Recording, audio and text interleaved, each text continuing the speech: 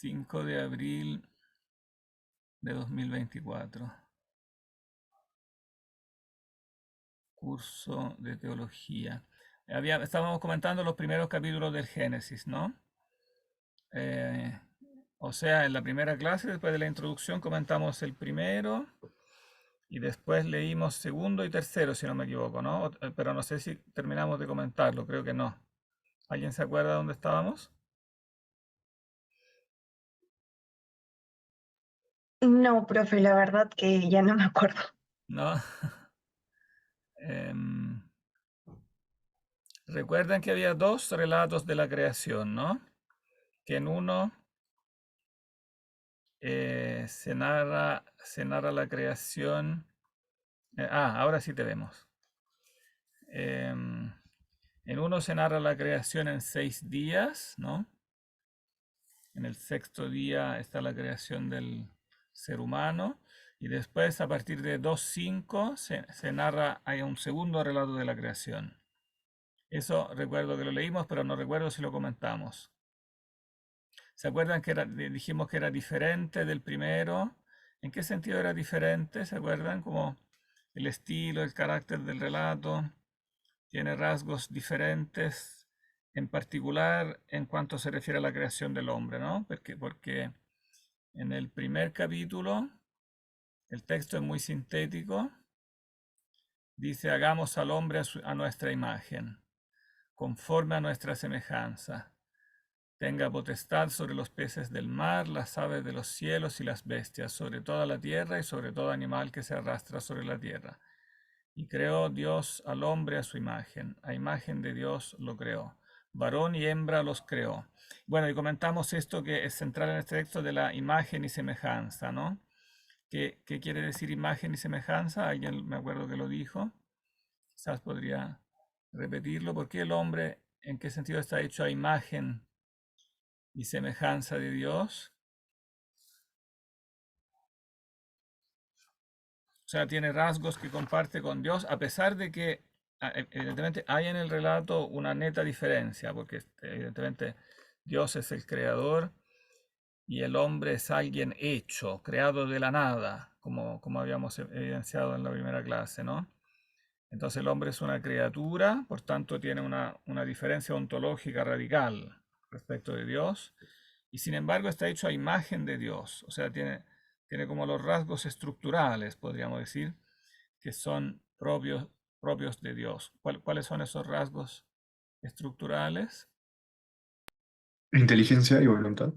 Claro, inteligencia y voluntad, ¿no? Mientras el resto del universo, se puede decir que todo el universo tiene esos rasgos porque tiene inteligibilidad y tiene bondad, ¿no? O sea, todo el cosmos de alguna manera está hecho, tiene la huella, como dice la tradición teológica, tiene como la huella de Dios porque tiene la inteligibilidad, ¿no? Y tiene la bondad. Es bueno en un sentido ontológico.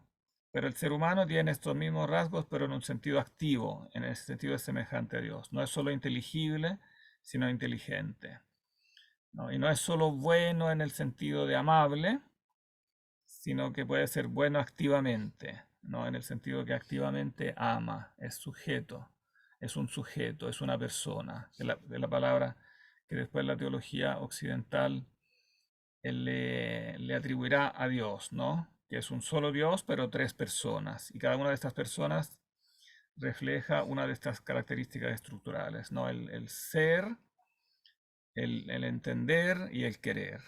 Entonces, tiene esta como estructura trinitaria, ¿no? Esta estructura trina. Así Dios, como el hombre, como el universo, pero en tres niveles distintos, ¿no?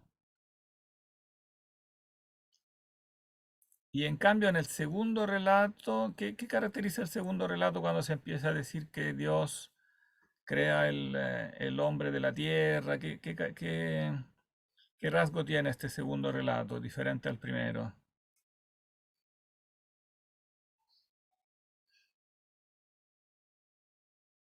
En cuanto podríamos decir al tipo de relato, al tipo de, ¿cómo decir? Al tipo de género literario, ¿no?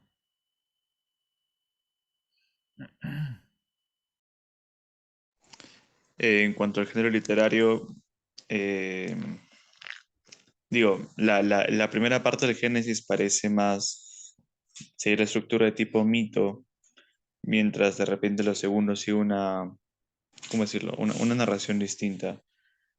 No precisamente mitológica, pero sí, ¿cómo decirlo? Un tanto más aterrizada, más. Aterrizada en el sentido, claro, se podría decir antropomorfa, ¿no? Claro. Es, Claramente Dios se presenta más como uno se podría imaginar un artesano humano, ¿no? Como que toma la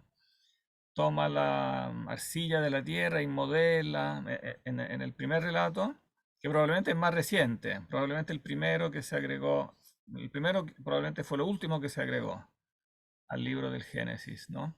Probablemente se compuso hacia atrás con respecto a cómo lo leemos ahora. O sea, primero viene la parte como histórica que narra como la primitiva historia de los patriarcas de Israel, después se agregó este relato sobre la creación del hombre y la mujer, y después el primer relato de la creación en 6 días, que es, podríamos decir, la más, en cierto modo, la más filosófica, ¿no? Donde Dios no tiene características humanas, solo se escucha como la voz habló, ¿no?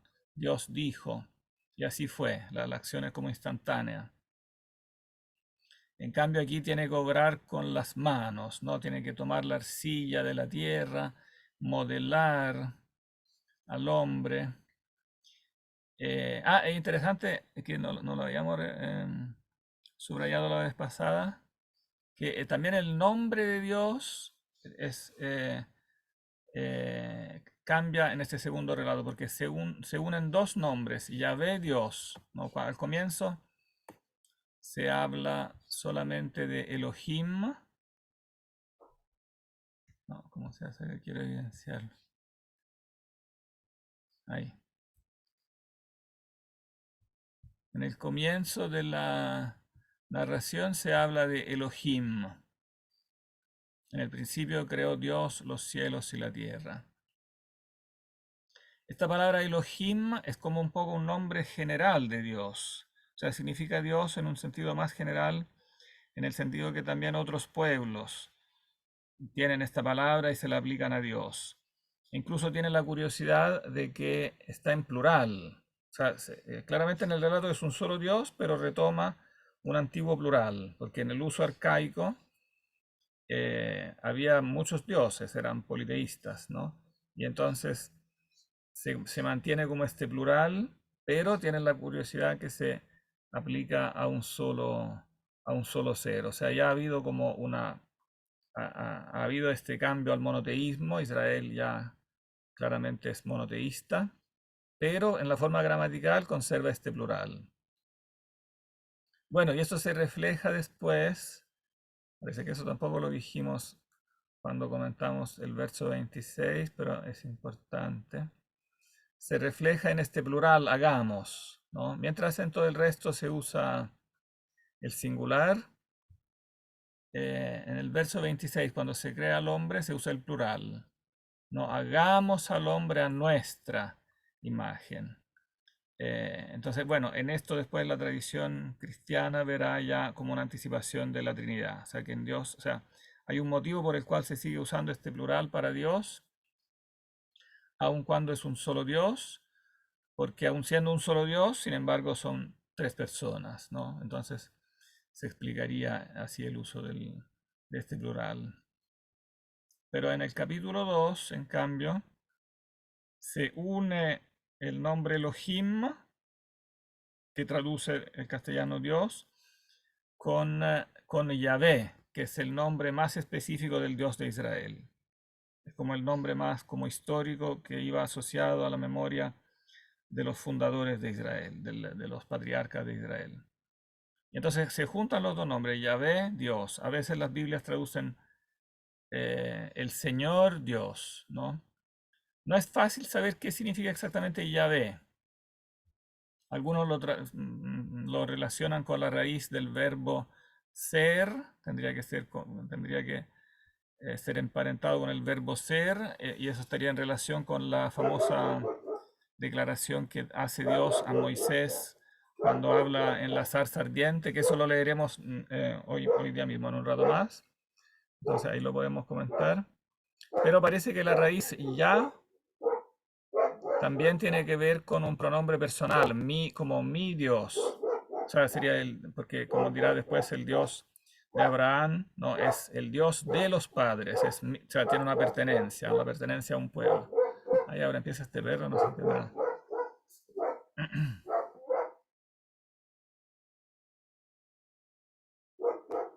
Entonces finalmente se unen estas dos, como esos dos apelativos para indicar por un lado que es el Dios, el único Dios, pero al mismo tiempo es el Dios de Israel. Tiene este nombre como más personal.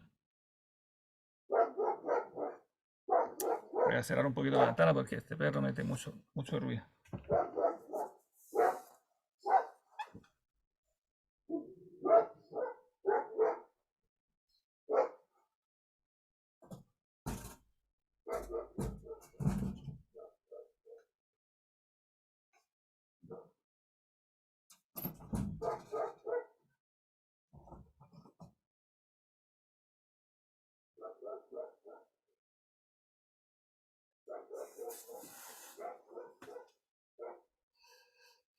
Releamos entonces eso. Si lo olvidaron, releamos este capítulo 2 antes de comentarlo para que lo repasemos. ¿Quién se anima para releerlo?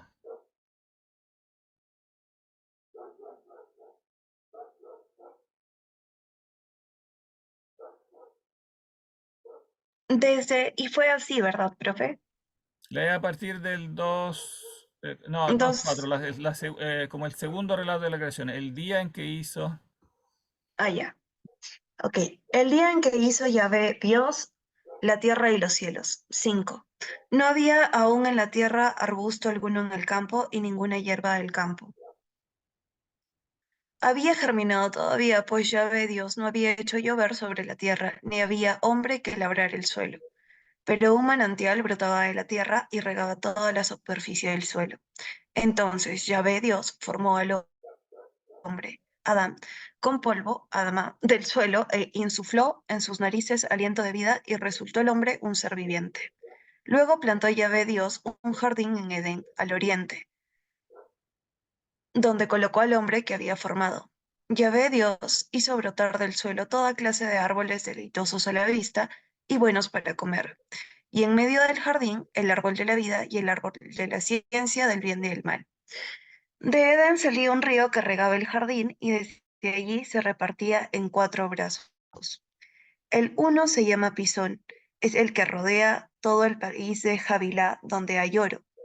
El oro de aquel país es fino, allí se encuentra el bedelio y el ónice. El segundo río se llama Gijón, es el que rodea el país de Cus. El tercer río se llama Tigris, es el que corre al oriente de Asur, y el cuarto río es el Eufrates. Tomó pues Yahvé Dios al hombre y le dejó en el jardín de Edén, para que lo abrase y cuidase.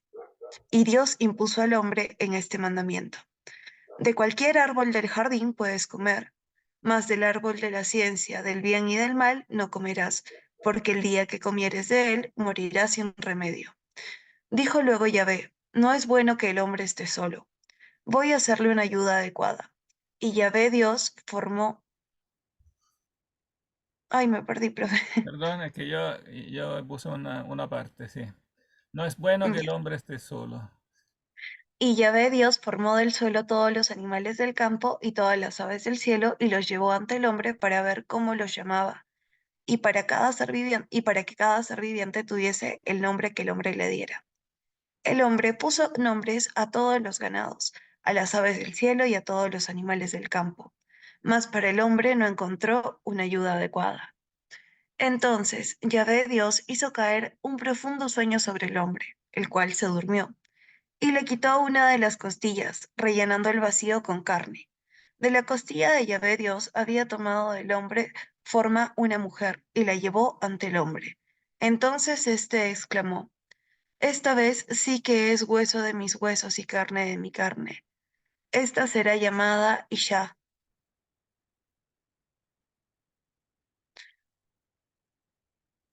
porque del varón Ish ha sido tomada. Por eso dejé el hombre a su padre y a su madre y se une a su mujer y se hace una sola carne. Estaban ambos desnudos, el hombre y su mujer, pero no se avergonzaban uno del otro. Así, esto sí lo habíamos leído, pero quizá podrían ustedes recordar algo del comentario que les llama, o que le llama la atención al releerlo. ¿Qué elementos tiene como que llaman la atención?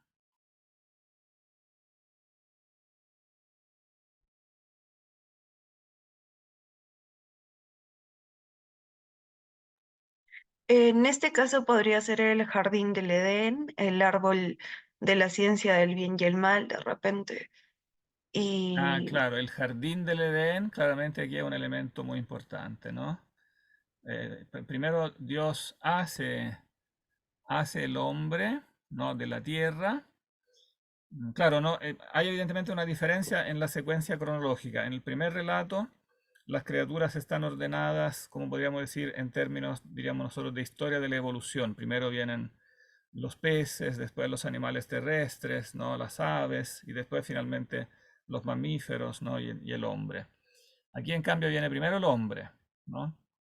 Y después las otras criaturas como que vienen alrededor del hombre o vienen como ayuda del hombre, ¿no? O sea, no es una secuencia cronológica, sino que es una secuencia lógica. El hombre es creado como en el fondo la criatura principal, central, y entonces se menciona primero, ¿no? Después de la tierra, etcétera, estaba la tierra y el cielo. Primero se menciona el hombre, bueno, el agua, sí se menciona la tierra, el agua, y de pronto aparece el hombre antes que las otras criaturas, ¿no? Como para mostrar que el hombre en el fondo es el objetivo central de la creación, ¿no? Mientras que las otras criaturas, en el fondo, son creadas en función de él, ¿no? No es bueno que el hombre esté solo, entonces empieza a formar, ¿no? Los animales del campo, las aves del cielo, ¿no? Y finalmente, pero el hombre se sigue sintiendo solo, ¿no? Entonces finalmente crea a la mujer. Y bueno, y pone el hombre en el jardín. Claro, este elemento del jardín es importante. ¿Qué significa esto del jardín? Bueno, voy a poner entre paréntesis en este caso la palabra griega, no la palabra hebrea, a pesar que el texto está en hebreo, pero aquí es interesante poner la palabra griega. La palabra griega es paradeisos o paradiso. O sea, lo que después será nuestra palabra paraíso, ¿no? O sea, lo puso en un lugar de felicidad. Lo creó, podríamos decir, feliz. Claro, no en el sentido que lo creó ya en el paraíso, en el sentido nuestro como cristiano, porque evidentemente eso es un concepto posterior, ¿no? Pero sí es un lugar feliz, ¿no? Donde él tiene todas las ayudas, diríamos, todos los medios, o sea, le da todos los regalos para que sea feliz, en definitiva, ¿no? Hizo brotar toda clase de árboles deleitosos, etcétera. Algunos, o sea, en realidad una tradición importante, comenta también que de esta mención de los ríos y de las piedras, de los metales, oro, el bedelio, el ónice, eh, de esta mención hay una intención de parte del autor de recordar lo que era el templo de Jerusalén, una intención litúrgica. O sea, tanto los ríos como las piedras representan elementos como del santuario de Israel, del templo de Israel. O sea, el cosmos donde es posicionado el hombre es un lugar sagrado, donde está la presencia de Yahvé y donde todo está como ordenado para como la felicidad del hombre, en definitiva. Entonces lo puso, pero al mismo tiempo, otro detalle importante, no lo puso ahí simplemente para que estuviera de vacaciones, ¿no? Como sin hacer nada, sino que para que lo labrase y cuidase, ¿no? O sea, este elemento del trabajo es importante, no me acuerdo si lo mencionamos mucho la vez pasada, porque ya está como con anterioridad al pecado. Después del pecado, Yahvé dirá al ser humano, ahora trabajarás con sudor de la frente, y el trabajo será como penoso, ¿no? Pero el trabajo como tal no es una consecuencia del pecado. Es algo para el que el hombre está creado. O sea, está creado, claro, en un jardín creado por Dios, pero él lo tiene que labrar y cuidar. O sea, el hombre tiene que participar, en el fondo, en la obra de Dios, ¿no? Como es semejante a Dios, si bien en otro nivel, es como co-creador. Él como que el hombre está llamado a participar. El trabajo es una participación en la creación, no en la obra de Dios. El hombre tiene, digamos, es el único, evidentemente, ser el único animal, diríamos, ¿no? Que tiene este privilegio. Profe, una consulta. ¿Sí? En todo caso, el trabajo, si bien no es un castigo, por así decirlo, o una reacción ante el pecado, el significado de este sí cambia. Entonces, el significado, o sea, el hecho de que ahora el hombre trabaje cansado, esté agotado, eh, como que ya hace de por sí que el trabajo sea diferente, tenga una perspectiva diferente para el hombre. Entonces, si bien el trabajo en su inicio de repente no era como parte del pecado, después sí toma una connotación de, no de castigo diría yo necesariamente, pero bueno, se me Claro, dio la sí, palabra, pero es más o menos referente a eso. en cierto modo de castigo, claro, porque tiene esta connotación como de dolor, en definitiva. Bueno, la misma palabra latina, labor, labor, que después en castellano se transformó, o sea, se quedó igual, labor, solo que se dice labor. Pero labor en latín significa, o sea, significa trabajo, pero también significa sufrimiento. En definitiva son casi sinónimos, ¿no? Y la misma palabra castellana trabajo incluye como este sentido como de algo penoso, ¿no? Pero evidentemente hay que decir que como después se va desplegando en la historia la acción de Dios como misericordioso, o sea que va a salvar el hombre en el fondo del pecado. Entonces eso también se refleja en cómo vive el trabajo, o sea, en la medida en el fondo que el hombre accede como a lo que es la salvación y la misericordia de Dios, también en cierto modo esta pena del trabajo se le alivia, o sea, la puede vivir de una perspectiva distinta. Si bien mientras está en esta tierra nunca va a seguir, nunca va a ser algo así como vacaciones, ¿no? Pero, eh, pero puede aliviar, puede perder puede vivirse desde como una dimensión distinta, desde la gracia, podríamos decir. Porque el jardín, para usar el término que será después usado en el cristianismo, ¿no? El hombre que vive en la gracia de Dios, que es como que es rescatado del pecado y pasa a la dimensión de la gracia, eso se refleja evidentemente también sobre la manera de vivir el trabajo. Y en el fondo es una manera de volver al Edén, porque el Edén en el fondo también simboliza eso, simboliza el estado de gracia, ¿no? O sea, que el hombre no solo es creado con una estructura semejante a Dios, sino que al ponerlo Dios en el jardín del Edén está simbolizando que lo pone en un estado de amistad con Él, ¿no? Y como este estado de amistad con Él es el estado de gracia, el estado de no estar en el pecado, que es como la enemistad con Dios, ¿no?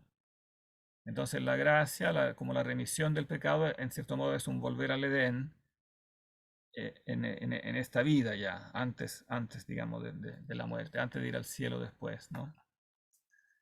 Que eso después los cristianos lo llamarán como la gloria, ¿no? O sea, la gracia se puede vivir en esta vida y después en la otra está la gloria, o sea, el participar ya de la vida divina, que es algo evidentemente superior al Edén, superior al estado de Adán, ¿no? En la teología cristiana después el ser humano no es que simplemente vuelva al estado originario, al paraíso como en el sentido del Edén, sino que habrá un paraíso superior al estado originario, una elevación al estado, digamos, a un estado divino del cual después el hombre que está en el cielo ya no puede volver a caer, ya está fijado como en la bienaventuranza, ¿no? Mm, Bien, pero todo esto tiene que pasar, claro, por este drama, claro, Dios pone al hombre en un jardín, pero le da un mandamiento. O sea, el hombre tiene como una restricción. No puedes comer de cualquier árbol del jardín, pero del árbol de la ciencia del bien y del mal no comerás. ¿No? Entonces, una prohibición a la que se asocia nada menos que la muerte, ¿no? Es un castigo de muerte, ¿no? Pero esta parte no la leímos, ¿no? La parte del pecado, parece que no. Veamos entonces el 3. Quizás quiere leer Carlos, que lo escucho silencioso todavía. Está bien, profe. Si te pudiéramos ver todavía mejor. ¿Te tienes cámara? Sí tengo, pero voy a decir que estoy aprovechando de limpiar varias cosas en mi casa, entonces. Ah, ya. Ya, leo, no hay problema. La serpiente era el más astuto de todos los animales del campo que Yahvé Dios había hecho, y dijo a la mujer, ¿cómo es que Dios os ha dicho, no comáis de ninguno de los árboles del jardín? Respondió la mujer a la serpiente, podemos comer del fruto de los árboles del jardín, mas del fruto del árbol que está en medio del jardín, ha dicho Dios, no comáis de él, ni lo toquéis, so pesa de muerte. Replicó la serpiente a la mujer, de ninguna manera moriréis. Es que Dios sabe muy bien que el día en que comiereis de él, se os abrirán los ojos y seréis como dioses, conocedores del bien y del mal. Y como viese la mujer que el árbol era bueno para comer, apetecible a la vista y excelente para lograr sabiduría, tomó de su fruto y comió. Y dio también a su marido, que igualmente comió. Entonces se les abrieron a entrambos los ojos y se dieron cuenta de que estaban desnudos.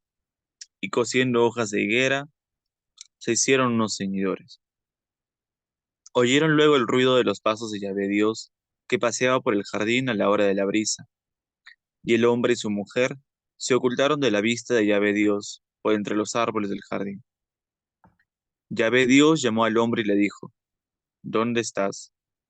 Este contestó, te oí andar por el jardín y tuve miedo, porque estoy desnudo, por eso me escondí.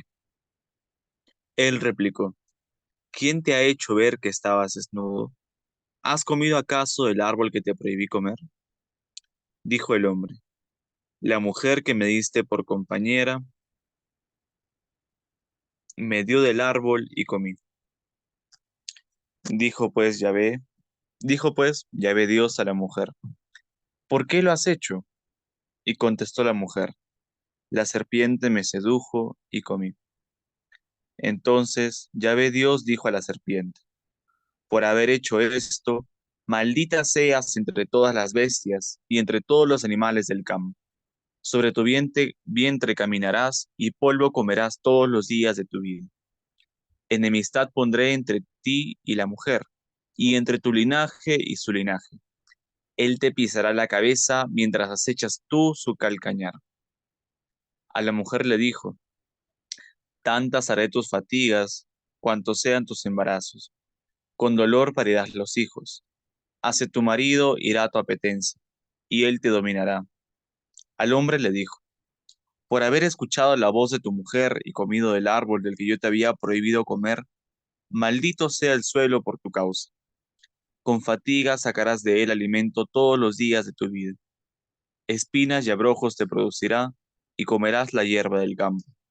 Con el sudor de tu rostro comerás el pan, hasta que vuelvas al suelo, pues de él fuiste tomado, porque eres polvo y al polvo volverás. El hombre llamó a su mujer Eva, por ser ella la madre de todos los vivientes. Llamó Dios, Yahvé Dios hizo para el hombre y su mujer túnicas de piel y los vistió. Y dijo Yahvé Dios, he aquí que el hombre ha venido a ser como uno de nosotros, en cuanto a conocer el bien y el mal. Ahora pues, cuidado, no alargue su mano y tome también el árbol de la vida, y comiendo de él, viva para siempre. Y le echó Yahvé Dios del jardín del Edén, para que labrase el suelo de donde había sido tomado. Y habiendo expulsado al hombre, puso delante del jardín del Edén querubines, y la llama de espada vibrante, para guardar el camino del árbol del camino de la vida. Del árbol de la vida, perdón. Bien.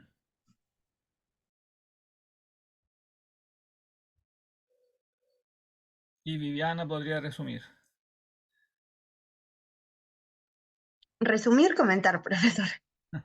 Primero resumir, o sea, que cuáles son como eh, Los puntos más los importantes. puntos como básicos y después, después los comentamos juntos. Ya, bueno, básicamente se describe, ¿no? El hecho de cómo el hombre comete el pecado original Ujú, y cómo Dios poco a poco le va quitando, porque en realidad yo creo que le va quitando, no agregando, sino quitando facilidades que antes tenía. Y claro. también o sea, me parece muy resaltante la parte donde el hombre le reclama a Dios por la mujer que le puso al costado, porque él le dice, la mujer que me has dado o la Mm. mujer que me has traído me ha llevado a pecar. Ah, Y claro. si mal no recuerdo, en alguna clase de teología también comentamos bastante ese hecho. Claro, esto es muy importante porque en el fondo, ¿qué significa eso? Y bueno, que también se repite cuando después dice, la mujer dice, la serpiente me Siente, sedujo ajá. Es y comí. básicamente que están culpando a otra persona, pero al mismo Están tiempo, en culpando a el otra caso del persona. hombre, Claro, ajá, es una queja, es como si se quejara con su creador, literalmente. claro. Y Y es de ahí interesante se que describe, ¿cómo? y de ahí simplemente lo que se describe es, como yo mencioné de repente, aquellas consecuencias que trae el pecado original, ¿no? Tanto en el caso del hombre como en el caso de la mujer, que destaca bastante por los embarazos, ¿no?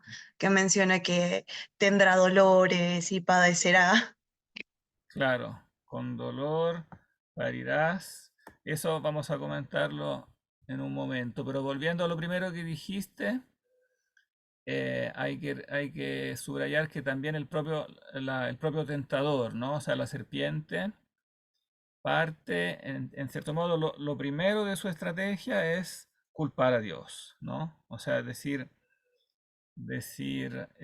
Dios ha dicho, no comáis de ninguno de los árboles del jardín, ¿no? O sea, partir con una mentira sobre Dios. Eso es lo que hace en el fondo el tentador. Parte poniendo a Dios en una luz, como, en el fondo como deformando la idea misma de Dios, ¿no?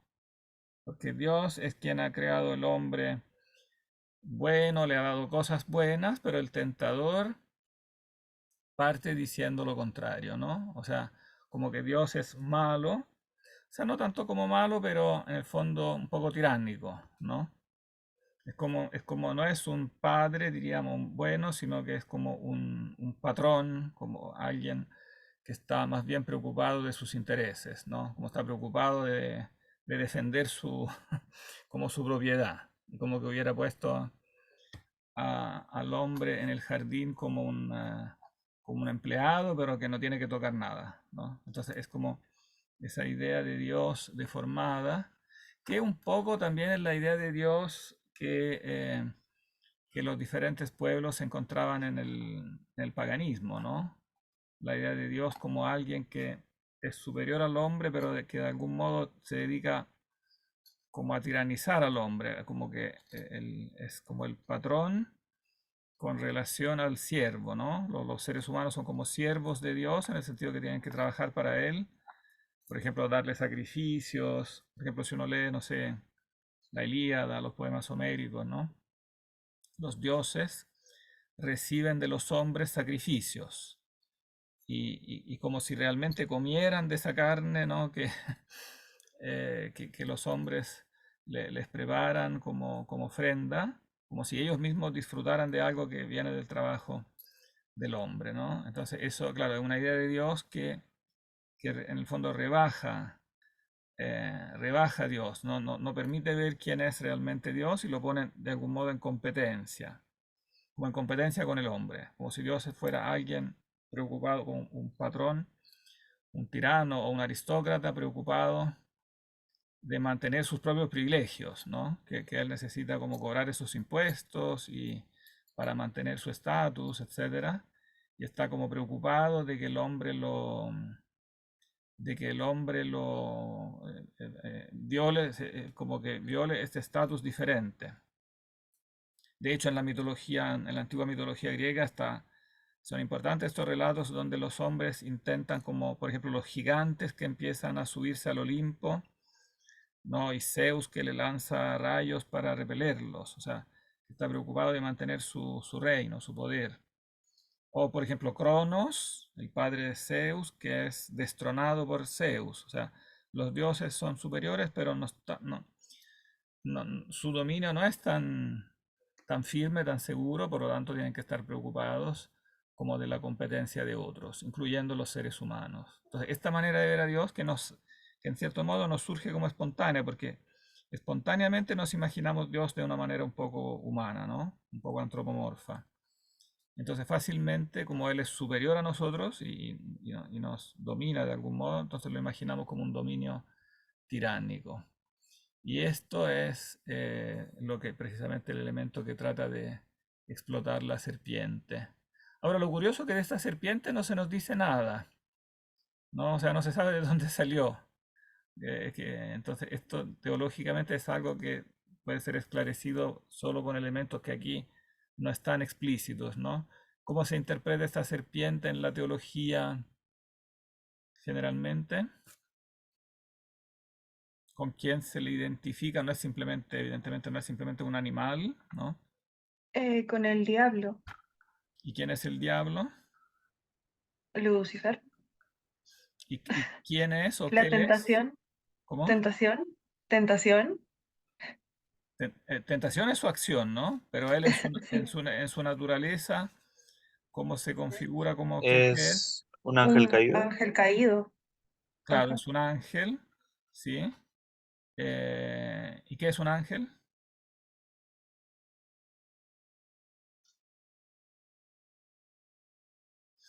Cómo se define su estatus, su esencia?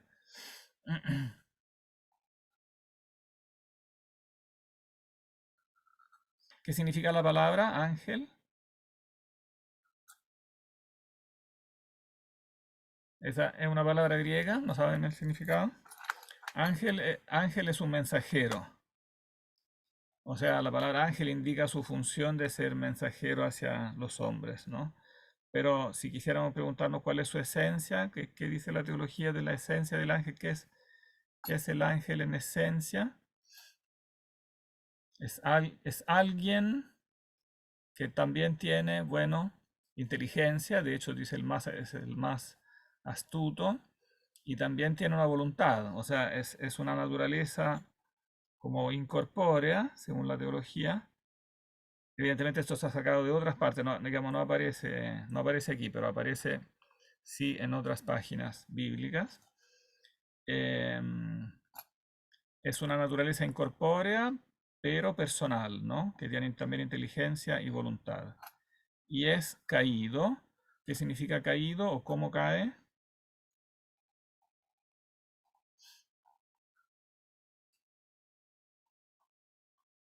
¿O por qué cae?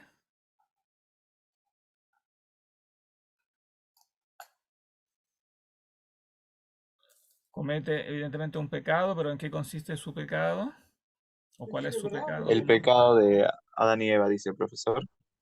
No, el pecado de la serpiente, como del ángel. Ah, creo que, o sea, realmente es algo que termina él haciendo también con nuestros padres, que vendría siendo el no querer, digamos, verse sometido a Dios. el no confiar en él y rechazar ¿cómo decirlo? Rechazar la sublevación natural que tenemos ante Dios. Creo que es eso, Claro, que se traduce muchas veces. la sumisión natural que tenemos ante Dios. Claro, o sea, su Claro, es lo que él pecado, rechaza y que creo que se puede entender, claro, de modo mucho más amplio también, como soberbia. claro, se define exactamente como eso, como soberbia, o sea, el querer ponerse como al mismo nivel que Dios, ¿no? O sea, no aceptar la superioridad de Dios. ¿Dónde se dice eso en la Biblia? Quizás podríamos copiar acá el texto para tenerlo a mano. ¿Cómo sabemos eso de la Biblia también? ¿Alguien sabe? Voy a buscar el texto, lo voy a pegar aquí abajo. Se puede desprender también de repente de este mismo relato de seréis como dioses, pero Sí, sí, podría, o sea, claramente hay un enganche en este mismo relato, pero hay una página famosa de la Biblia donde esta historia se narra, o sea, esta caída se narra. ¿Nadie la tiene en mente?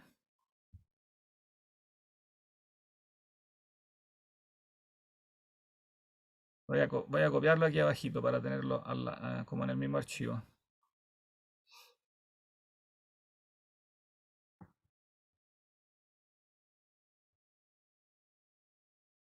Voy a abrirlo de la página Bible Gateways, que tiene la ventaja que tiene todas las versiones.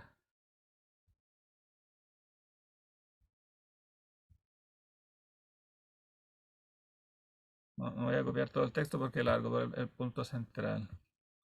Copiar.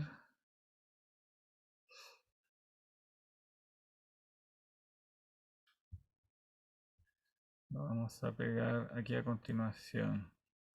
Después voy a subirle de nuevo este mismo archivo con estas pedazos adjuntos. ¿Eh?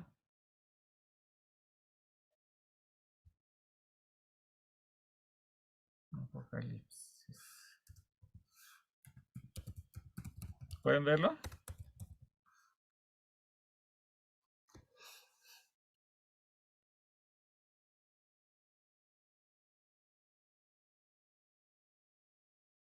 Lo ven en el texto compartido, ¿no? sí, Es el capítulo 12 del Apocalipsis. O sea, en el medio del Apocalipsis. El Apocalipsis es el último libro de la Biblia, ¿no? Que significa revelación. Evidentemente es un libro ya cristiano, ¿no? Según la tradición del mismo apóstol Juan, el del mismo evangelista, ¿no? De hecho, parte hablando diciendo yo Juan, ¿no? Son visiones de Juan, que tradicionalmente se identifica con el evangelista y tiene muchas visiones y una de estas es la famosa visión de la mujer vestida de sol. ¿Alguna vez la han leído? sí, profesor. Carlos, ¿sí? Alexander, la había leído otra vez?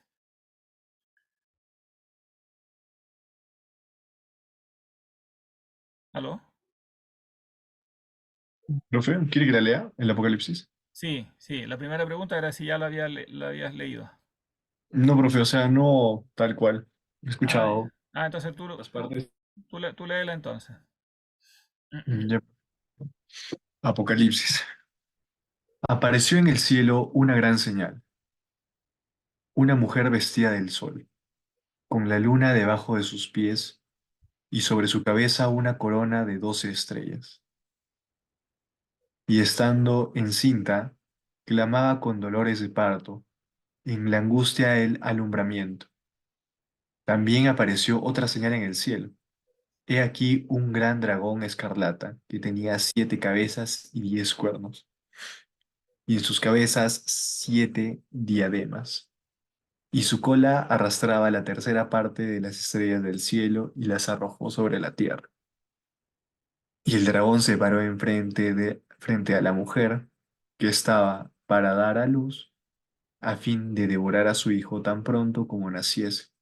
Y ella dio a luz un hijo varón que regirá con vara de hierro a todas las naciones. Y su hijo fue arrebatado para Dios y para su trono. Y la mujer huyó al desierto, donde tiene lugar preparado por Dios, para que allí la sustenten por 1260 días. Después hubo una gran batalla en el cielo. Miguel y sus ángeles luchaban contra el dragón, y luchaban el dragón y sus ángeles, pero no prevalecieron, ni se halló ya lugar para ellos en el cielo. Y fue lanzado fuera el gran dragón, la serpiente antigua, que se llamaba Diablo y Satanás, el cual engaña al mundo entero, fue arrojado a la tierra, y sus ángeles fueron arrojados con él. Entonces una gran, oí una gran voz en el cielo, que decía, ahora ha venido la salvación, el poder y el reino de nuestro Dios, y la autoridad de su Cristo, porque ha sido lanzado fuera del acusador de nuestros hermanos, el que los acusaba delante de nuestro Dios día y noche. Y ellos le han vencido por medio de la sangre del Cordero y de la palabra del testimonio de ellos, y menosprecian sus vidas hasta la muerte. Por lo cual, alegraos, cielos, y los que moriráis en ellos. Ay de los moradores de la tierra y del mar, porque el diablo ha descendido a vosotros con gran ira, sabiendo que tiene poco tiempo. Hasta ahí. Después sigue muy interesante, pero esta es la parte que más nos sirve. Entonces, bueno, encontramos un animal parecido, no es, bueno, serpiente, dragón. El dragón es una gran serpiente. Y claramente aquí hay una conexión con este texto del Génesis, ¿no? Porque lo que hace el dragón es pararse frente a la mujer que estaba para dar a luz, ¿no? A fin de devorar a su hijo tan pronto como naciese. Y en la profecía del Génesis se dice exactamente eso, ¿no?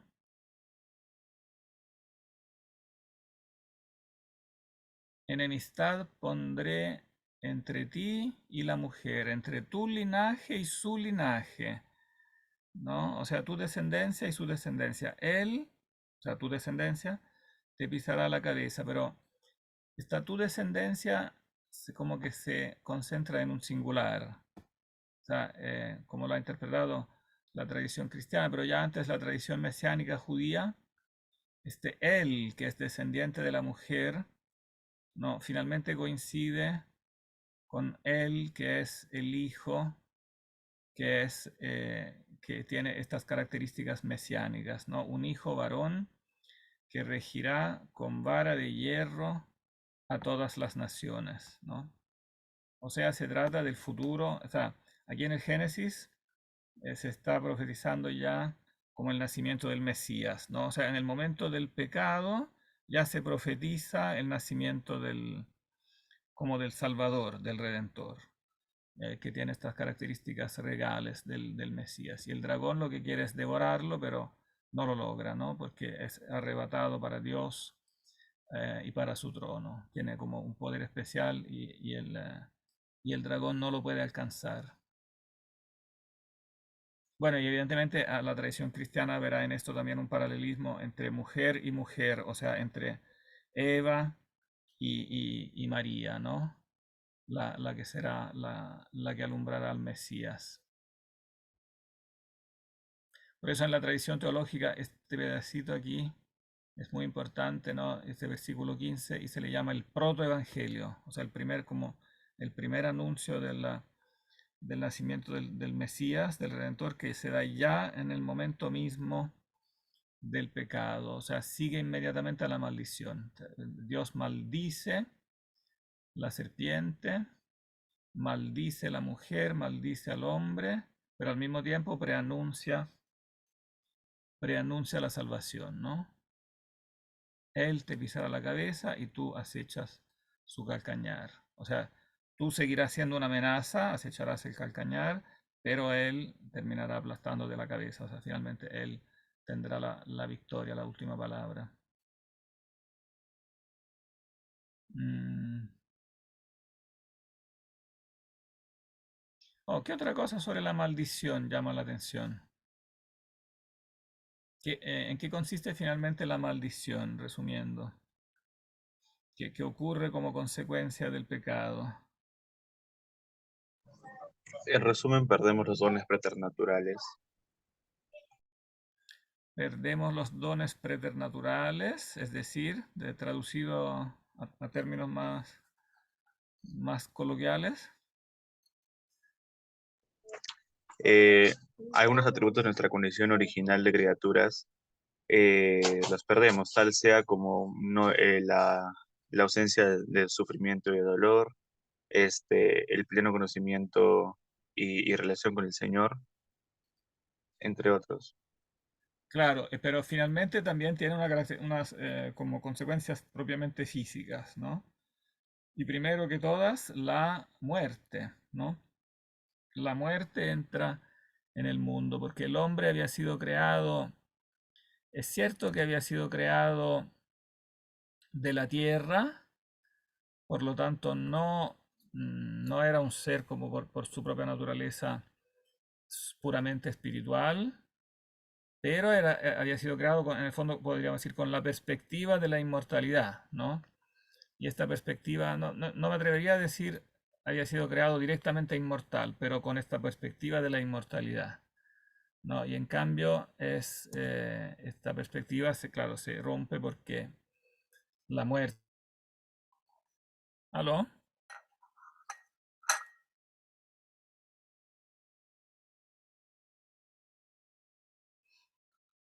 ¿Ahora sí?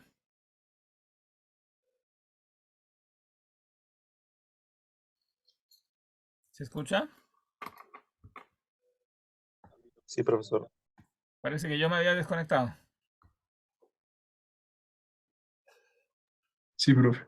Venga enseguida.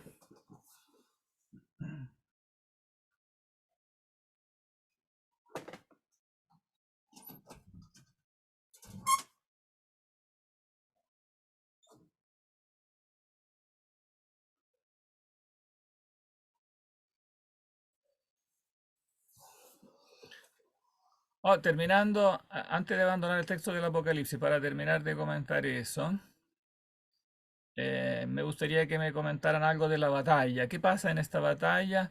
¿Quién es Miguel? ¿Qué significa esa palabra, Miguel? ¿Alguien sabe?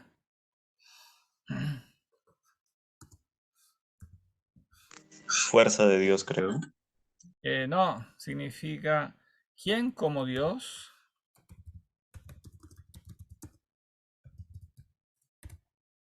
¿Quién como Dios? O sea, en el fondo es este ángel es como el grito de batalla, y el grito de batalla de esta batalla que se libra en el cielo es ¿quién como Dios? Lo cual evidentemente significa que precisamente el pecado del dragón consiste en quererse igualar a Dios, ¿no? Entonces la lucha tiene como bandera esto, ¿quién como Dios? Es una pregunta, ¿no? Que evidentemente es una pregunta retórica, digamos, tiene como respuesta una respuesta negativa. Nadie es como Dios, ¿no? ¿Quién como Dios? Y entonces finalmente el dragón es echado del cielo, fue lanzado fuera, ¿no? Fue arrojado a la tierra y sus ángeles fueron arrojados con él. Entonces aquí se narra propiamente como la caída del ángel de Lucifer, ¿no? Y de los otros ángeles que lo siguen. Y se le identifica, podríamos decir que este texto del Apocalipsis está comentando el Génesis, ¿no? Porque en el fondo está haciendo, el mismo texto hace esta identificación, porque la misma serpiente antigua, cuando dice antigua se refiere precisamente a la serpiente de los orígenes, ¿no? Es la serpiente antigua de la que habla el libro del Génesis, que por lo tanto se identifica con el diablo y con Satanás, ¿no? Tiene estos nombres básicamente. Y su función o su obra, digamos, fundamental en el mundo es engañar, ¿no? Es el engañador. Él tienta, esa tentación se condensa en este engañar. ¿Y en qué consiste el engaño? Para recapitularlo de nuevo, ya lo dijimos, pero me gustaría que alguien recapitulara. ¿En qué consiste esencialmente este engaño de Satanás? Que podemos ser como Dios sin Dios. Claro que podemos ser como Dios sin Dios, exacto. Y además que Dios, o sea, es presentar a Dios de una manera que está, digamos, relacionado con lo anterior, ¿no? Para poder engañar de esa forma tiene que partir presentando a Dios como...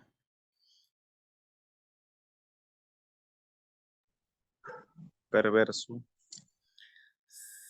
Sí, ¿en qué sentido precisamente perverso? O sea, creo que de repente más que nada interesado, poco amoroso. Exacto, interesado. En otras palabras, distorsionar la idea misma de Dios, ¿no? Porque para que alguien sea interesado, egoísta, presenta a Dios como egoísta, ¿no? Pero para que uno pueda ser egoísta tiene que primero ser limitado, porque Dios, como es el ser perfecto, absoluto, precisamente por eso no puede ser egoísta porque es perfecto y absoluto. El presentarlo como egoísta involucra ya el rebajarlo, ¿no? Rebajarlo al estatus de un ser finito, limitado. Entonces, como ser finito, limitado, como pueden ser los dioses del panteón griego, Zeus, etcétera, al menos en la versión mítica tradicional, son dioses, pero al mismo tiempo son finitos. O sea, tienen miedo de perder el poder, los privilegios, etcétera. Y eso los hace entonces interesados, egoístas, tiránicos, mentirosos, etcétera. Entonces está en la base de este engaño una deformación de la propia naturaleza de Dios, ¿no? O sea, engañar sobre quién es en definitiva Dios.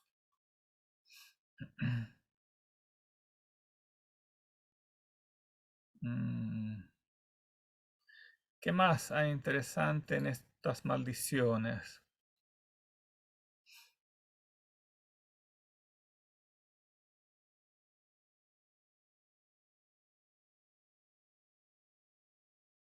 Por ejemplo, voy a subrayar esta a que se le da a la mujer. Hacia tu marido irá tu apetencia y él te dominará.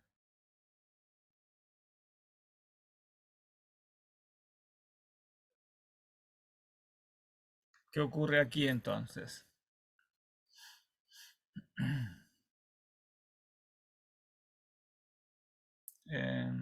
Viviana.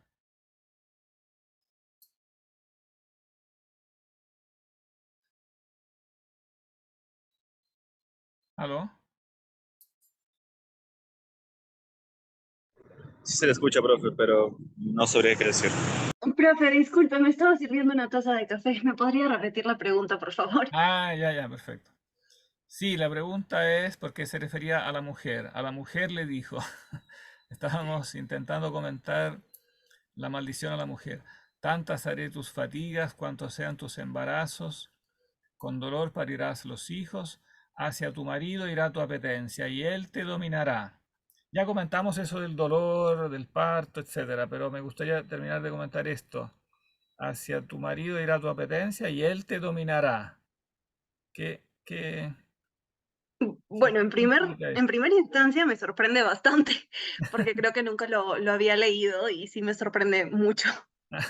Pero Ah, no, no nunca te sé, habías como fijado. no, nunca me había fijado, la verdad, profesor. Entonces, como que sí hay un contraste entre lo que puedo de repente pensar en este momento y lo que estoy leyendo. ¿Y qué es lo que estás Y hasta pensando? que no es correcto.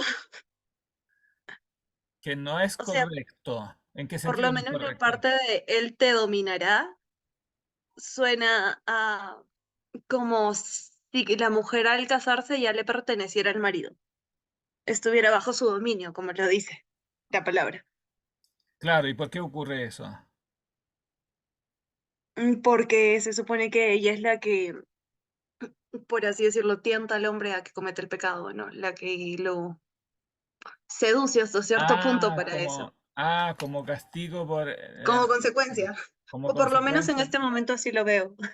Ah, claro. Sí, seguramente, seguramente eso es parte de una interpretación que ha sido dada, pero creo que no es el punto como tan esencial ese. Yo creo que más tiene que ver con el hecho de que en el fondo, cuando el ser humano rechaza el dominio divino, el dominio, como la obediencia a Dios, como que lo que termina sucediendo es que uno tiene que obedecerle a otro ser humano. O sea, se produce, o sea, en vez de obedecerle a Dios, que gobierna de un modo, digamos, justo y efectivamente superior, uno termina obedeciéndole a otro ser humano. O sea, en el fondo es el origen. Yo creo que aquí, que este texto va más allá de lo que es la relación entre hombre y mujer, sino que se puede aplicar a toda relación jerárquica, política, humana. O sea, en el fondo nace en este momento del pecado original, nace la necesidad de una jerarquía que necesita imponerse con la fuerza. O sea, tenemos que obedecer a seres humanos porque no quisimos obedecerle a Dios. De algún modo tenemos que obedecer a la fuerza, porque finalmente te dominará porque es más fuerte. En resumen, digamos, el hombre es más fuerte. Y entonces, por eso te dominará, en definitiva. O sea, pero eso, repito, no es algo solamente, yo creo, como dentro de la pareja o dentro de la familia, sino que se aplica un poco a es una afirmación, yo diría, política general. Es como un axioma de teoría política. O sea, se necesita para la obediencia, si no hay obediencia como espontánea a la justicia, tiene que entonces haber una autoridad que de algún modo se impone con la fuerza, ¿no? Y entonces es la necesidad de una jerarquía, en definitiva, en la sociedad humana eh, eh, que por un lado es un castigo y por el otro lado es un remedio, porque es un remedio a algo peor. O sea, si no hubiera jerarquía, habría anarquía, o sea, habría caos, ¿no?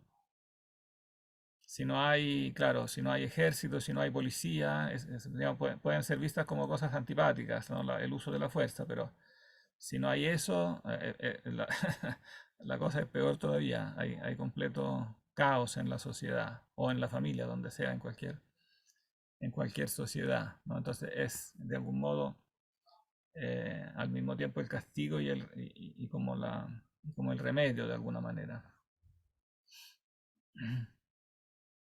No sé si se entiende o si tienen comentarios. Bueno, desde esta perspectiva, profesor, ya tiene mucho más sentido, ¿no?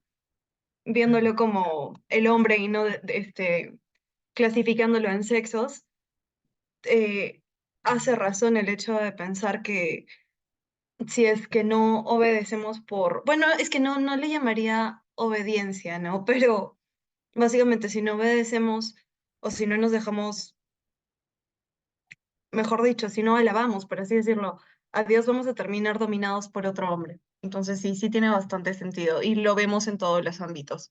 Mm, claro, claro. Claro, evidentemente también mm, yo creo que igual hay que aclarar que esta idea de la jerarquía como social en todos los sentidos no debe ser confundida con una superioridad como en esencia, una superioridad como que el hombre, por ejemplo, sea superior a la mujer, que puede ser, por ejemplo, también la visión del mundo, por ejemplo, del mundo griego. Si uno lee los griegos, si uno lee también los filósofos griegos, ellos están convencidos que el hombre tiene una superioridad como esencial. Cuando Platón relata la creación en el Timeo, no sé si mencionamos este diálogo, se lo voy a poner entre los materiales para que lo lean los que tienen curiosidad. En este diálogo dice que cuando Dios crea al género humano, lo crea varón. No lo crea como acá dice en 1.26, hombre y mujer, como varón y hembra los creó, sino que dice lo crea varón. Y como se porta mal en una primera instancia, como que el primer castigo es pasar a la naturaleza femenina. O sea que claramente hay como que baja un peldaño y pasa a la naturaleza femenina. Esto claramente no está acá, ¿no? Aquí en ambos relatos en ambos relatos del Génesis, en el 1 y en el 2, en ambos casos es claro que hombre y mujer son parte de la misma esencia, ¿no? En el primero se dice,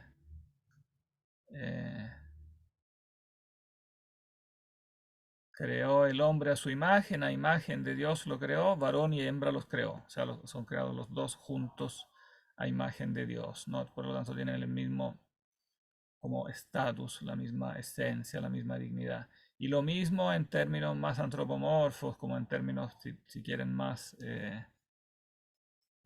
como en un lenguaje más de cuento, si se quiere, con el famoso cuento de la costilla, que Eva es sacada de la costilla, ¿no?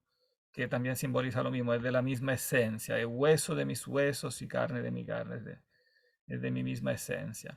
Bueno, y ahí se fundamenta lo que decíamos la vez pasada también, como la idea del matrimonio, ¿no?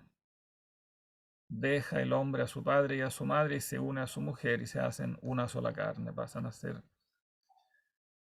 claro, ya son una misma esencia, pero pasan a una unidad más profunda a través de la unión del matrimonio.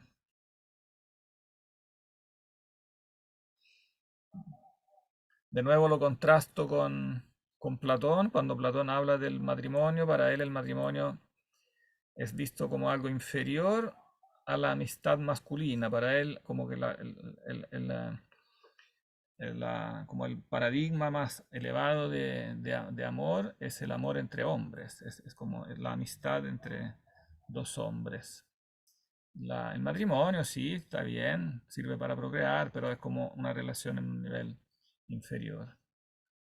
En cambio aquí claramente no, o sea, para la teología bíblica el matrimonio, o sea, el ser humano es central y el matrimonio es central también en un nivel teológico, ¿no? Porque a través de esta unión también como esta imagen de Dios se cumple de una manera mucho más completa. Y bueno, y está de más decir que la metáfora matrimonial también se aplica continuamente a la misma relación entre Dios y la humanidad, ¿no? En el mismo relato del Apocalipsis, finalmente cuando se presenta la humanidad salvada, al final también la imagen de una mujer, ¿no? La humanidad que es salvada, que es redimida, es vestida como una novia, ¿no? Es una novia ataviada para su esposo. Entonces, la imagen del matrimonio es crucial, digamos, como representación incluso de toda la historia de la humanidad, desde la creación hasta el fin último del ser humano, hasta como la salvación final.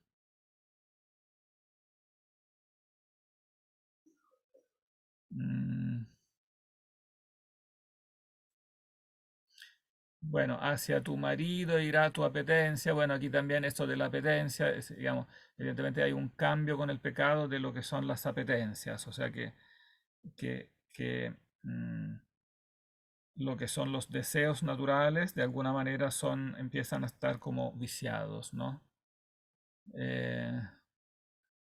No son algo que no existiera antes los deseos, pero se transforman en algo que de algún modo es deformado, o sea, lo que es como lo que la teología cristiana llamará la concupiscencia, ¿no? O sea, como el deseo desordenado de algo que en sí es bueno, ¿no? De nuevo, para que se entienda como la diferencia de esto con respecto a la filosofía griega, para la filosofía griega, las pasiones en sí mismas vienen, o sea, son algo malo que viene del mismo hecho que el alma del hombre se encarna en un cuerpo material. Entonces, como al mezclarse con un cuerpo material, adquiere sensaciones y después pasiones que en sí mismas son malas, ¿no? Y que contaminan el alma. Y el alma, para volver al cielo, tiene que como descorporeizarse, como librarse de lo corpóreo y volver a su naturaleza pura incorpórea, ¿no? En cambio, en esta visión de aquí, no. O sea, las pasiones o los deseos en sí son buenos. De hecho, la misma unión sexual está prevista antes del pecado, ¿no? Tienen que los hombres multiplicarse, ¿no? Unirse y multiplicarse.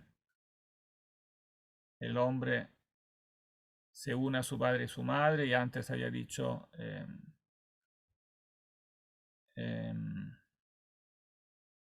fructificad y multiplicaos. Entonces eso era parte, no es consecuencia del pecado, sino que era parte del plan original. Lo que sí ocurre después del pecado, en cambio, es una, diríamos, distorsión o deformación de los deseos o pasiones, pero que en sí mismos son buenos y por lo tanto pueden ser también devueltos a su estatus bueno con la gracia.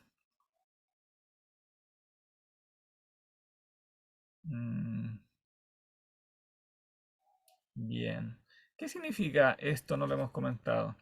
¿Qué significa el árbol de la ciencia del bien y del mal? ¿Por qué no hay que comer del árbol de la ciencia del bien y del mal? ¿Qué significa esto? El árbol de la ciencia del bien y del mal. Profesor, me parece que se entiende desde el ángulo de que el hombre, o bueno, claro, el hombre y la mujer al momento de comer el árbol de la ciencia del bien y del mal, van a querer definir ellos qué es lo que es bueno y qué es lo que no.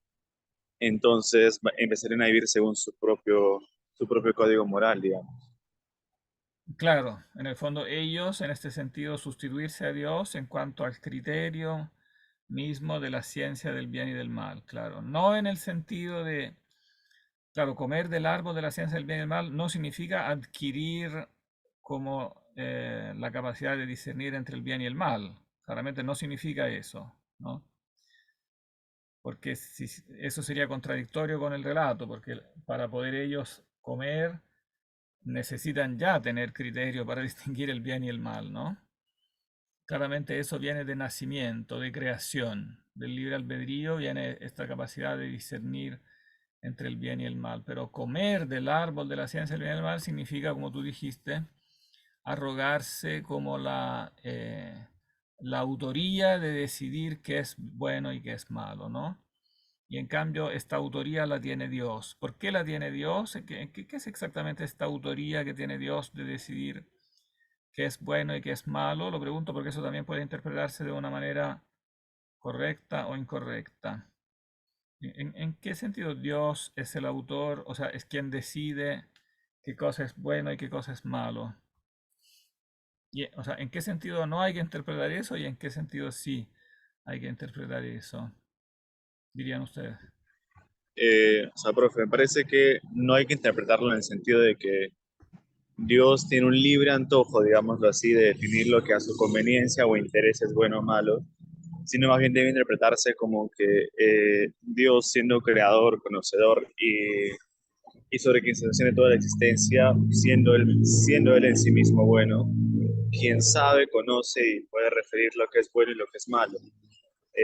Pero simplemente porque es natural a él el bien, no porque, o sea, Espera, el bien viene de él, repite ¿no? esta última frase que no la entendí.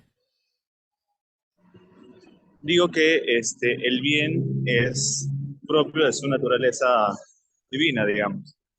Entonces, distinto de repente de todo lo demás que se pervierte. Claro, él es él mismo es bueno en el sentido de que es el bien mismo, ¿no? Entonces, claro, no es que él decida como con un acto de voluntad que tengamos que ser buenos porque a él se le ocurre, no porque a él se le antoje, sino porque el ser bueno es hacerse semejante a él, ¿no? O sea, él mismo es en su esencia el criterio del bien, ¿no? Entonces, adherirse a él es el bien, obedecerle a él significa quererlo a él y él es el bien. Entonces, ser bueno es lo mismo que querer el bien que es él mismo, ¿no? No es algo distinto a él, ¿no? Sino que el bien es el mismo. Y el mal, por contraste, es evidentemente el alejarse de él, o sea, no uniformarse a lo que es su esencia. Entonces, claro, comer de ese árbol significaría eso, querer como tener un criterio del bien y del mal distinto a lo que es el bien en sí, considerado como esencia objetiva. En este caso yo creo que sí lo expresó muy bien Platón cuando dijo que Dios es el bien en sí, ¿no? La esencia divina es ser eso, es bien en sí, ¿no?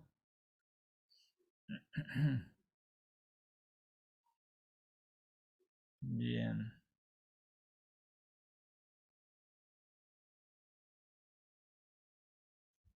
¿Qué más? ¿Qué más les parece interesante acá? ¿Qué me podrían comentar de este diálogo? Cuando después del pecado Dios entonces baja al jardín o se pone a pasear en el jardín, ¿no?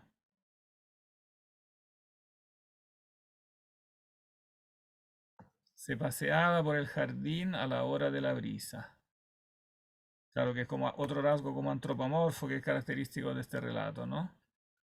Yahvé Dios es como un señor que se pasea por el jardín a la hora de la brisa.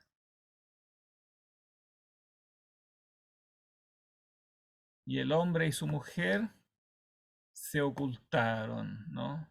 Y Yahvé Dios llamó al hombre y le dijo, ¿dónde estás? ¿Qué me podrían comentar de este pequeño diálogo? Bueno, profe, en lo personal, esta parte precisamente creo que refleja lo que es la consecuencia de haber probado el árbol de la ciencia del bien y el mal, porque acá vemos que ellos sienten lo que es vergüenza porque se encuentran desnudos, algo que no habían conocido hasta haber comido la fruta de ese árbol. Claro, se dieron cuenta de que estaban desnudos. Ujú. Mm. ¿Y qué significa eso, que estaban desnudos?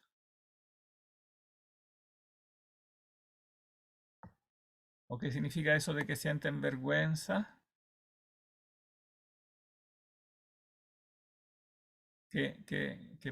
¿Cómo se podría explicar?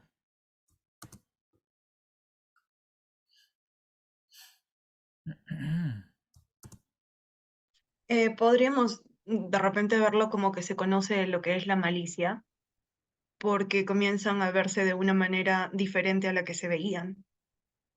Claro, se ven de una manera diferente a lo que se veían, claro. Como que toman conciencia de sí mismos de un modo, claro, de un modo diferente. Y sienten esta necesidad de ocultarse, ¿no?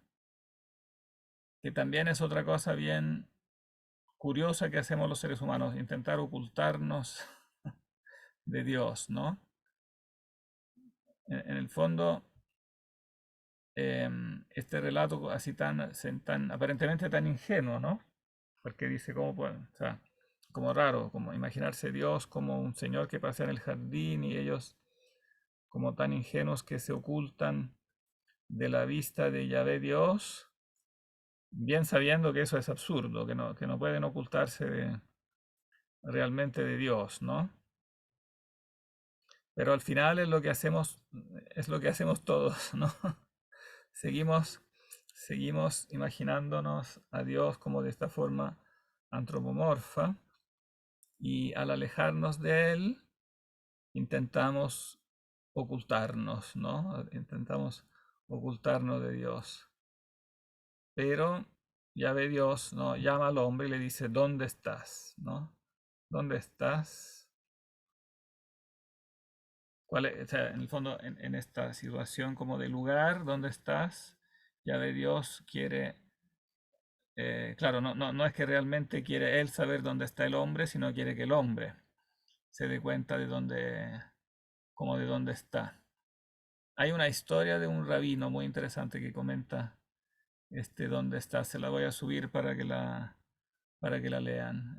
Es un antiguo cuento rabínico donde un carcelero le pregunta a alguien que está en prisión dónde está, o sea, que en el fondo le pregunta por qué Dios le pregunta a Adán dónde está si ya lo sabe, ¿no? Entonces el prisionero le empieza a explicar. Un textito corto pero bien interesante. Y claro, representa nuestra condición antropológica actual, caída, ¿no? O sea, una de nuestras actividades fundamentales que hacemos. Eh, Te oí andar por el jardín y tuve miedo porque estoy desnudo, por eso me escondí.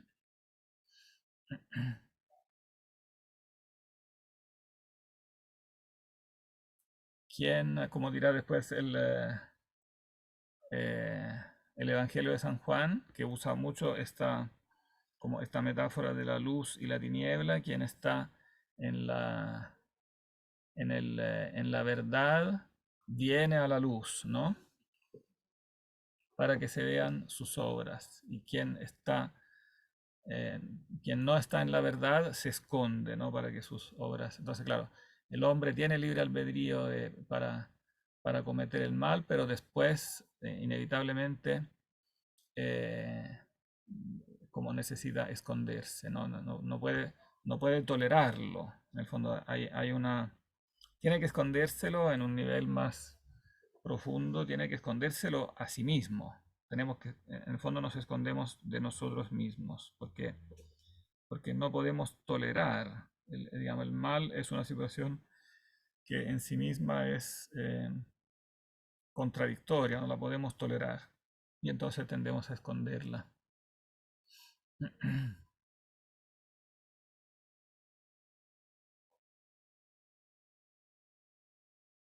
Bien, yo quería leer algún otro texto hoy día, pero creo que no alcanzamos. Ya son las 8. Para ustedes ya son las 6 y ustedes tienen clase después, ¿no? O al menos Viviana. Ya no, profe. Tenía de tesis, pero ya lo que pasa Ah, es ya que terminó. Ah, estás un poquito más relajada entonces. sí, ya cambiaron mi Ah, qué horario bueno. por el asesor. Ah, entonces en estos últimos minutos aprovecho de decirles qué lecturas me gustaría, porque yo les subí esos links con la bibliografía, pero no les he dicho por dónde me gustaría partir. Me gustaría que partieran por el libro em, de Ratzinger y el de Lewis. Del libro de Ratzinger voy a compartir en pantalla para que lo vean al tiro. Ahora lo cargué en WhatsApp. Lo bueno que son todos libros que están como en línea. Entonces lo pueden descargar directo ahí. No sé si en algún curso ya leyeron este libro de Ratzinger. Introducción al cristianismo. No el libro total, pero sí algunas partes del libro. Ah, ¿qué parte leíste? Ay, no estoy segura, profesor, pero sí recuerdo haberlo citado. O sea, en algún momento hemos utilizado la bibliografía de Ratzinger. Ya, voy a abrirlo para mostrar qué capítulo.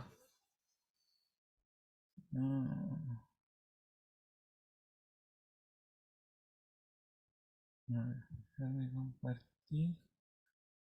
Compartir. ¿Y ustedes, Carlos y Alexander, ya han leído alguna parte de esto? De ese libro no, profe. ¿No? Me gustaría que leyeran esta, no tanto la introducción, sino que la primera parte, Dios. Creo en Dios Padre, Todopoderoso, Creador del cielo y de la tierra, porque hace algunas reflexiones interesantes sobre la idea misma de Dios, ¿no? La fe bíblica en Dios, el Dios de la fe y el Dios de los filósofos. O sea, en el fondo estos primeros 3 capítulos.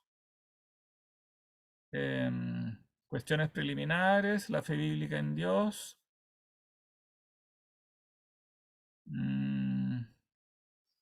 Y también el Dios de la fe y el Dios de los filósofos. Como toda esta primera sección que se llama Creo en Dios. Esta. En el fondo es una reflexión sobre el nombre mismo de Dios, la naturaleza misma de Dios y los como caminos para llegar a él, el Dios de los filósofos y el Dios de la fe. También hace una reflexión sobre Éxodos 3, que era el otro texto que me hubiera gustado leer hoy, pero no alcanzamos. La revelación del nombre de Dios en la zarza ardiente. Entonces, anoté, a medida que lo decimos, voy anotando esto en el WhatsApp. Entonces voy a poner Ratzinger para que no se nos olvide.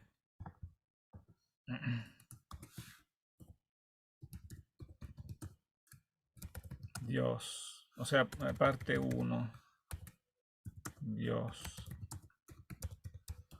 Capítulos 1, 3.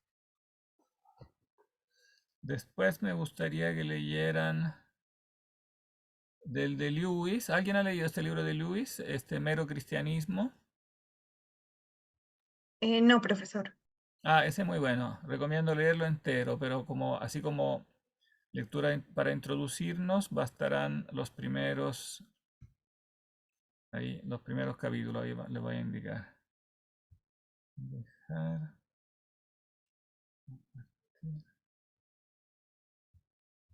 compartir.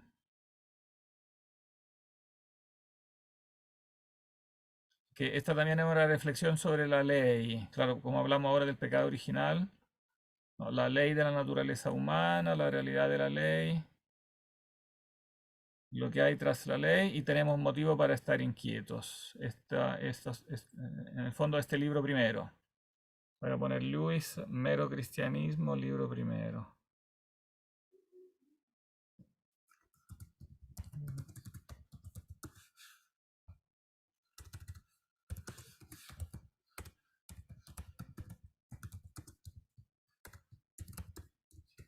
Ahora, a medida de que avanzan en el curso, yo sugeriría este libro de Lewis leerlo entero, ¿eh?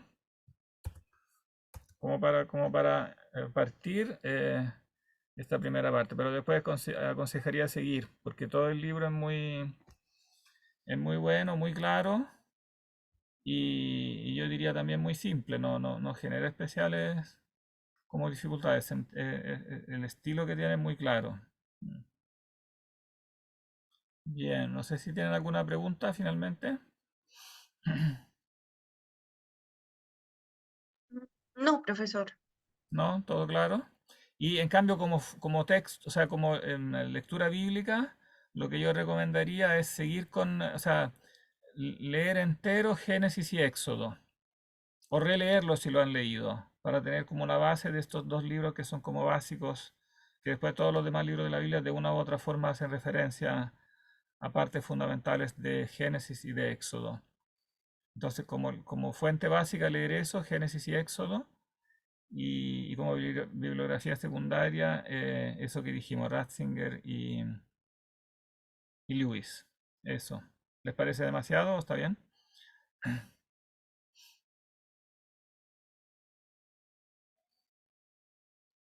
Profe, en realidad yo creo que depende de las semanas, porque hay semanas en las que a veces sí nos dejan un montón de trabajos, entonces no nos damos abasto para poder terminar de hacer todas las cosas. Pero hay otras semanas en las que yo creo que sí tenemos un poco más de tiempo de repente para revisar la bibliografía.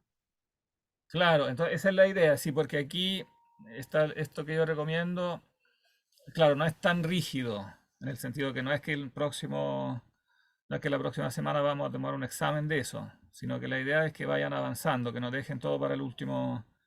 Entonces, todo lo que se alcance a hacer, claro, lo aprovechan. Y si no se alcanza, no importa, porque se podrá recuperar después, ¿no? Pero es importante como tratar de ir avanzando con la lectura. Porque igual son lecturas que necesitan un poquito de calma, ¿no? Como un poco de meditación, ¿no? Entonces no se puede leer tan a la rápida.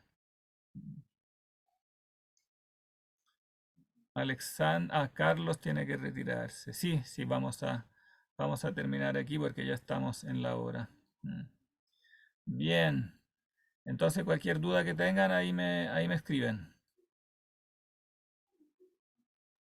Muchas gracias, profesor. Hasta la próxima clase. Chao, hasta la próxima.